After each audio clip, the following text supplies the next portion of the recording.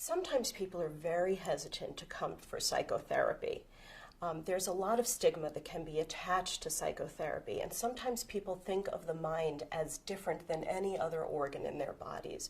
What I find so interesting is that if you have problems with any other part of your body, you will go see a doctor.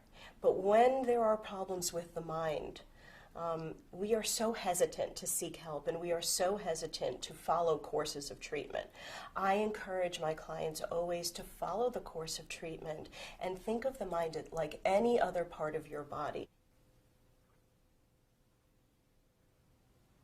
This counseling center is special because of the depth of the training of the counselors, the openness and care that is constantly manifested. As we sit together at times, we realize how all of us share a very deep commitment to helping a client become all that they can be, to blossom and to find ways to interact in the world that's alive and effective.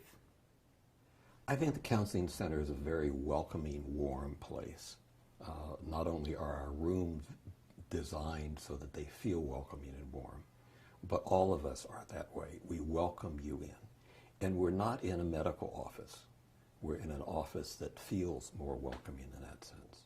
And the fact that we have a staff and that we meet as a staff each week, I think is very vitally important for us who's the therapist to know that we are in a supportive group as well. The beauty of the counseling center is that we are a very tight-knit group of therapists. Frequently when I work with children, there will be another therapist in the group who will be working with that child's parents or parent.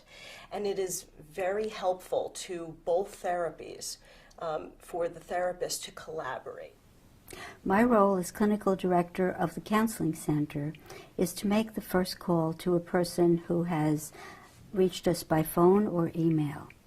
I will call and talk with them about their needs and if in fact we are the right place to meet those needs. My philosophy of working with people is first of all to establish a relationship that is accepting and supportive and where they feel safe to say anything they need to say.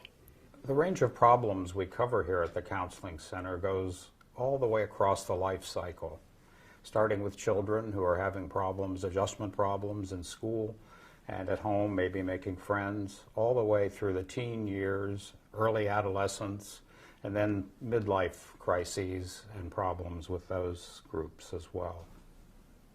When I work with children, I never work with them in a vacuum. It's very important to talk to people from all different arenas from the child's life. So I often consult with the school, guidance counselors, teachers, school psychologists. I talk to any psychiatrists or treating doctors that work with the children. And I also bring the parents in, and this is a very important piece of child work. I do a lot of parent guidance and help parents understand their children and understand how to approach their children. I mean, one of the things I really like about working with late adolescence and early adulthood, I kind of think of the 20s as being late adolescence, and it's a time when identity is developing in people. It's a time of a lot of mistake making, and which is a necessary part of development. And I like working with people who are trying to figure out who they want to be in their lives, and helping them through those mistakes and helping them learn from those mistakes. I often talk to my clients about three kind of overlapping circles: the individual, the couple, and the parent. And often when marriages go on, the husband goes off into that individual circle and the wife goes off into the family circle, and they forget to put energy into the couple circle. So I bring them back and get them to think about the couple as the foundation. Because after a while, the children will leave and they'll just be a couple. So they need to work on that foundation of being a couple. I really love working with couples here. Couples often come in to me when things have gotten pretty bad in their relationship. And so they often come in pretty isolated and polarized places with each other. And initially, it's very important for me to try to make it a safe environment for them. Well, most people associate older adults with issues of loss and health issues and depression.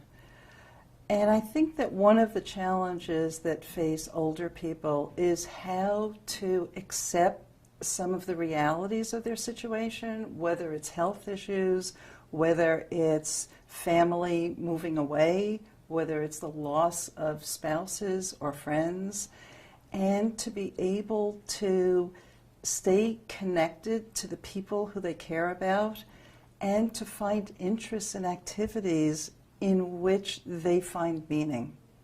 When our work is over and a person leaves the counseling center, I hope they go forward with a sense of optimism about better things in their life as a result of our work together.